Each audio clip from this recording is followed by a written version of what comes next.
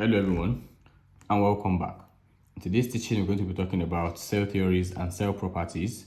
But before then, let's talk about what a cell is. Now, a cell is the smallest structural and functional unit of life that is capable of carrying out all life processes. The example is the amoeba, which consists of one cell, and humans that consist of trillions of cells. Now, before moving to cell theory proper, let's discuss the history of cell theories. Now, there are a number of individuals that have contributed to these theories, and this tutorial will not be complete without mentioning them. Now, the first person is Robert Hooke. Now, Robert Hooke in the year 1665 observed a thin slice of cork using a microscope and saw tiny compartments and named them cell. Now, the second person we'll be talking about here is Martha Sladen in the year 1838, and it is this person that concluded that all plants are made of cell. Now, the third person is Rudolf Virchow in the year 1855, and he stated that every new cell arises from an existing cell. Now, having discussed the individuals that have contributed to this field, let's now go to cell theory proper. Now, the first one is, there are three in number anyway. We have the classical cell theory. Now, this is called the classical cell theory. We have the classical cell theory, we have the modern cell theory.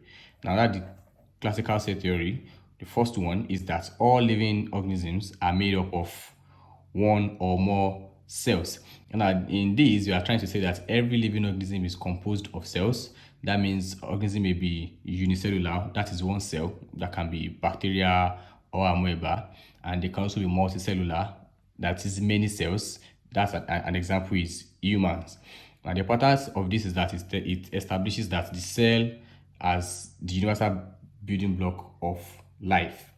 So having discussed that, let's go to the second one, which is that the cell is the basic structural and functional unit of life. Now, every function of the body originates from cells. Now, as we all know, cells perform metabolism, growth, reproduction, photosynthesis, energy production, waste removal, and all that. So the cell is the basic structural and functional unit of life. An example is that muscle contraction occurs in the muscle cell. Nerve impulses are transmitted by neurons, which is also a cell. Now, oxygen transport occurs through red blood cell, which is also a cell. Now, the third cell theory that we'll be discussing here is that all cells arise from pre-existing cells. All cells arise from pre-existing cells. Now, cells reproduce by cell division, and new cells don't just arise spontaneously from non-living matter. They always arise from pre-existing ones. And the importance of that is that this whole process explains growth. It also explains tissue repair, explains continuity of life, and also reproduction. So let's now go to the modern cell theory, modern cell theories. Now, advances in molecular biology, in genetics, in biochemistry expanded the original theory and postulated four other modern theories.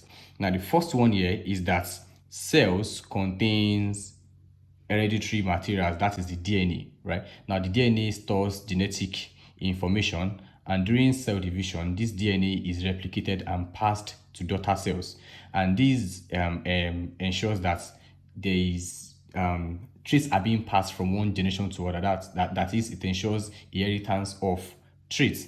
And this explains hereditary and evolution. Now, the second one is that energy flow occurs within the cell. Energy flows occur during the cells. Now, as we all know that cells generate ATP, either through cellular respiration, through fermentation in some organisms, through photosynthesis in plants, right? So a very big example of that is mitochondria producing ATP, and chloroplasts converting sunlight into chemical energy in plants. So the next one we're talking about is that cells have similar chemical composition. Now, despite the differences among cells, right? All cells contains basic chemical composition, right? And they are water, proteins, lipids, carbohydrates, nucleic acids, and minerals. And these demonstrate that the biochemical unity of life. So that means that all cells have similar chemical composition. Now, lastly, on the modern cell theory is that all metabolic reactions occur inside the cells.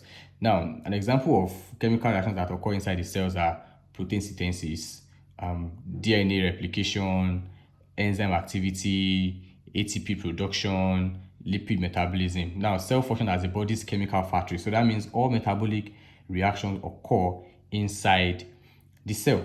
Now, I've been mentioning the importance of these cell theories as I was explaining, but then if you want the point, here are importance of the cell theories. It explains growth, medicine. Now, having discussed that, let's now go to cell properties. Let's go to cell properties. Now, although cells differ in size and shape, they all perform similar basic functions. I mean basic functions necessary for life. So let's go to the first one. The first one is irritability. Now, irritability is also called responsiveness, and it is the ability to detect and respond to stimuli. An example is touching the hot objects and removing your hand immediately. So that is responsiveness. Now, the second property of cell we'll be discussing is conductivity, and that is the ability to transmit impulses, and this is mainly seen in nerve cells. Conductivity is mainly seen in nerve cell. Now, another property of cell that we'll be discussing is movement. Now, cells can move themselves or substances from one place to the other. An example is the white blood cell. So another properties of cell that we'll be discussing here is metabolism. Now, all chemical reactions occurring within the cells, they occur within the cells rather. An example is anabolism, which is building up, and catabolism, which is breaking down. Another very important properties of cell that we'll be focusing on is growth.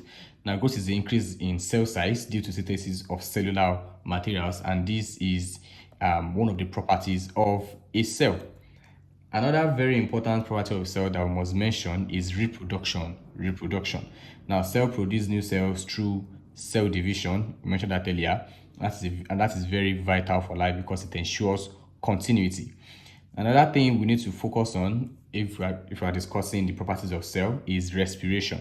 Now, cell release energy from food in the mitochondria, and this ensures that life is being sustained. Now, it is impossible for us to take in nutrients and not find a way to excrete them. So that means we have nutrition and excretion as part of the properties of a cell.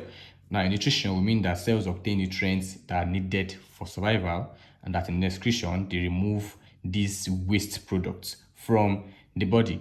The last cell property that I'll be talking about here is secretion.